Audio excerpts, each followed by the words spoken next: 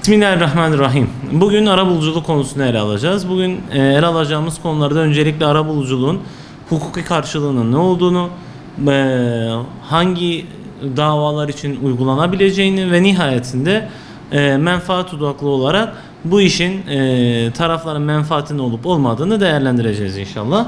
Şimdi öncelikle arabuluculuğun temelinde şunu söyleyebiliriz. Aslında tarafların her ikisi içinde bir kazan kazan uygulamasının yer aldığı bir sistem diyebiliriz. Bu arabuluculuk hukukta alternatif uyuşmazlık çözüm yollarından biri olarak değerlendiriliyor ve yakın tarihte arabuluculuk artık bir kısım davalar için zorunlu tutuldu ve bir kısım davalar için de zorunlu olması bekleniyor.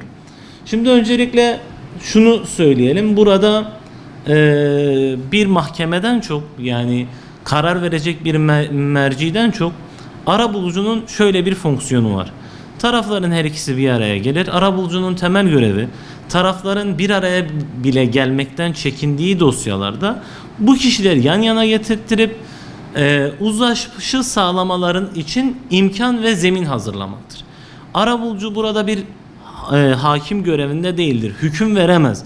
Ama taraflara mutedil olmaya, işte anlaşma zeminleri hazırlamaya, çözüm önerilerinde bulunmaya çözüm önerilerinde bulunabilir diyelim. Nihayetinde arabuluculuk hukukta öncelikle zorunlu arabuluculuğa değinelim. Bir kısım davalarda kanunumuz zorunlu olarak arabulucuya gitmeyi öngörmüş. Bu davalar neler? İşçi işveren uyuşmazlığı bizim en çok karşılaştığımız uyuşmazlık türüdür. İşçi işveren uyuşmazlığında şöyle bir durum var. Tarafları, bizler arabulucular tarafları bir araya getirip işçinin ya da işverenin bir talebi varsa, nadir de olsa karşılaştığımız davalarda yer alıyor. Genel itibariyle ama işçilerin haklarını almak için başvurduğu bir alternatif uyuşmazlık çözüm yolu. Burada işçi kendi haklarını alabilmek için bir arabulucuya, zorunlu olarak bir arabulucuya başvurmak, yani dava açmadan önce başvurmak zorunda.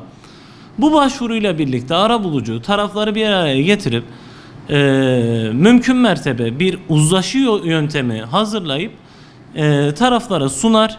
Taraflar bu yan yana gelmede ve işte imkanların hazırlanması, ortamın hazırlanmasıyla birlikte bir ihtimal anlaşabilirler ki yakın tarihte bakanımızın söylediğine göre bu işçi işveren uyuşmazlıklarının yaklaşık %70 gibi bir oranı uyuşmazlık, yani bu uyuşmazlıkların %70'i hiç davaya gitmeden arabuluculuk yoluyla çözümlenmiş. Bununla birlikte arabuluculukta yine en çok karşılaştığımız uyuşmazlık türlerinden biri de ticari uyuşmazlıklar. Ticaret kanununda yer alan mutlak ticari davalar da dahil olmak üzere ticari uyuşmazlıklarda arabulucuya başvurmak dava açmadan önce arabulucuya başvuru zorunlu. Yine tüketici uyuşmazlıkları, kira uyuşmazlıkları, ortaklığın giderilmesi ve işte icra iflas ve bazı itiraz iptali davalarında arabulucuya başvuru zorunlu olabiliyor. Şimdi bunların dışında bu da arabuluculuk türleri zorunlu. Dediğimiz gibi dava açmadan önce taraflar bir anda karşı tarafa dava açmadan önce arabulucuya gitmesi zorunlu. Bir de bunların yanında ihtiyari olarak arabuluculuk var. İhtiyari arabuluculukta da şu var. Özellikle tarafların üzerinde serbestçe tasarruf edebileceği, bunlar ticari uyuşmazlık olabilir, yine işçi işveren uyuşmazlığı olabilir ama burada bir kamu düzenini ilgilendiren uyuşmazlık söz konusu olmayacak. Nasıl? İşte bugün bir boşanma arabuluculukla yapılamaz. Aile hukukunu ilgilendiren kişisel ilişkinin kurulması gibi kararlar ya da buna dair şeyler arabuluculukla yapılamaz. Bunlar için elbette bir mahkemeye gidilmesi gerekiyor.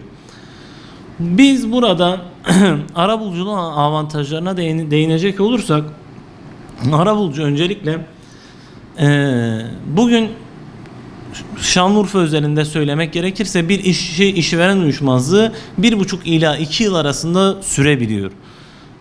Bununla beraber işte bu işlerde birçok masraf yapılıyor. Onun dışında dava açıldıktan sonra artık birçok tanıklar getiriliyor, her şey ortaya dökülüyor maddi gerçekliğe tarafların iddialarını ispatlayabilmesi için. Bunların her biri açısından aslında arabuluculuk çok daha avantajlı. Niye? Çünkü arabuluculukta Bu şekilde uzun sürmüyor. Arabuluculuk süresi işçi işveren uyuşmazlığında örneğin en fazla 1 ay. 3 hafta artı 1 hafta şeklinde uygulanıyor. Bu şekilde işçi ve işveren aslında haklarına en kısa sürede ulaşmış oluyor. Yine çok arabuluculukta sadece bir arabuluculuk ücreti var. Bunun dışında bu da belirli bir orana tabi. Bunun dışında hiçbir masraf yok, bilirkişi ücreti yok, mahkeme masrafı, harçları, giderleri, hiçbir şey yok. Çok daha düşük maliyetli oluyor ve nihayetinde burada arabuluculuk sisteminde bir gizlilik esası var. Yani her şey ortaya dökülmüyor. Taraflar bir araya geliyor.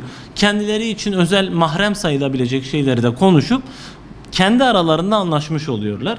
Ve burada en nihayetinde her iki taraf bu masadan uzlaşı ile kalkmış oluyor. Dolayısıyla tarafların her ikisi de kendi adına kazanmış oluyor. Biz bu yüzden bu arabuluculuk süreçlerinde haklı ya da haksız ya da işte bir taraf davalı ya da davacı gibi bir nitelemeden ziyade şunu söylenir: bir taraf olur, başvurucu taraf, bir de karşı taraf olur. Bunlar aslında biri haklı ya da haksız değil. Ortada bir uyuşmazlık var. Bu uyuşmazlıkta kimin haklı kimin haksız olduğuna ne arabulucu ne de başka biri karar vermez. Sadece arabulucu burada tarafları bir araya getirip her ikisi açısından da kazan kazan ilişkisini doğurmaya çalışır. Peki bu arabuluculuk nasıl işliyor? Öncelikle ticari davanız olabilir ya da işte tüketici hukukundan kaynaklanan bir alacağınız olabilir ya da işçi işveren uyuşmazlığından kaynaklı bir alacağınız olabilir. Bu konuda öncelikle arabuluculuk bürosuna başvuru yapıyorsunuz. Eğer zorunlu arabuluculuk için bunu söylüyorum. İhtiyari arabuluculuğun süreci bir tık daha farklı. Zorunlu arabulucuya başvuruyoruz. Zorunlu arabuluculuğun devamında arabuluculuk, Şanlıurfa Arabuluculuk Bürosu, işte hangi arabuluculuğa başvurduysak arabuluculuk bürosu burada bir atama yapıyor. Bir arabulucu bu işte görevlendiriliyor ve arabulucu hem başvurucu tarafı hem de karşı tarafı arayarak, telefonla olabilir, mesaj yoluyla olabilir, mail yoluyla olabilir ya da davet mektubu yoluyla, PTT aracılığıyla kendisine bir davet mektubu düzenler ve bir toplantı günü belirler. Bu toplantı gününde tarafların her ikisi bir araya gelir, arabuluculuk ofisinde toplanırlar ve bir uzlaşı imkanı var mı yok mu bu tartışılır. Eğer taraflar anlaşabilirlerse arabulucu bir anlaşma belgesi düzenler. Eğer taraflar anlaşamaz ise arabulucu anlaşma belgesi düzenleyip başvurucu tarafa dava açarken kullanacağı anlaşma belgesini verir. Burada önemli olan şey şu: arabulucuda taraflar eğer anlaşırsa bir anlaşma metni düzenlenir.